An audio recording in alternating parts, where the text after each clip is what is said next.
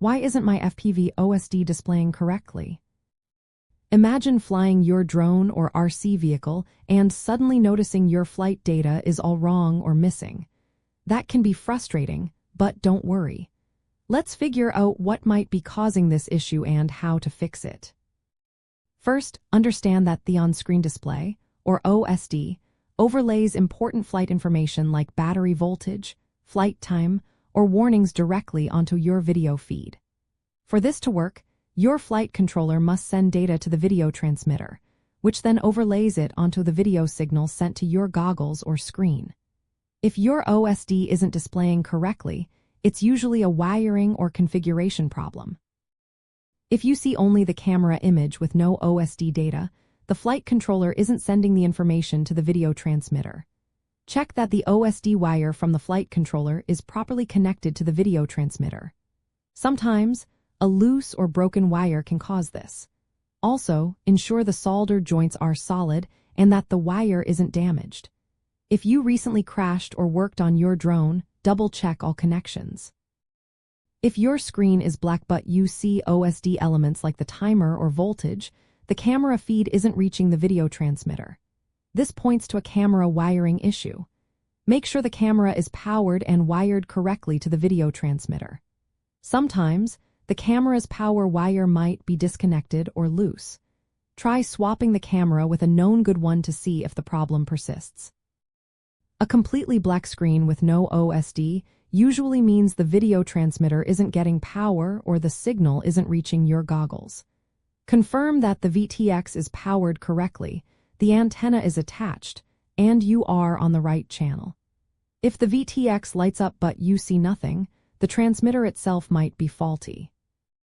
If your OSD shows some data but it's wrong or missing, your flight controller might not be configured properly. In software like Betaflight, you need to select which data to display on the OSD. Check that the correct sensors are enabled and wired correctly.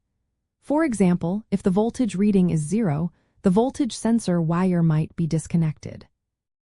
Sometimes, the OSD works but your drone won't arm. This can happen if the receiver isn't communicating with the flight controller. Check your receiver wiring and ensure the correct UART port is assigned in your software. If you see warnings like RX loss on the OSD, it means the receiver isn't talking to the flight controller, even if the OSD data appears fine. Here are some practical steps to troubleshoot. First, check all wiring between the camera, flight controller, and video transmitter. Look for loose or broken connections. Make sure the camera and VTX are powered properly. Verify that the OSD is enabled in your flight controller software and that the data fields are correctly selected. If you get a black screen, try connecting the camera directly to the VTX without the OSD circuit. If the video appears, the OSD circuit might be the problem. If your OSD data is wrong, double-check the sensor wires, especially for voltage and current sensors. For issues with arming, check your receiver wiring and configuration. Sometimes, a misconfigured UART port or a wiring mistake can prevent arming even if the OSD is working.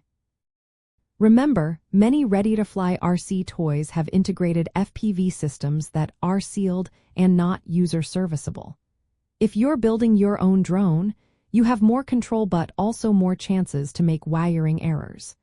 Always double-check your connections and firmware settings.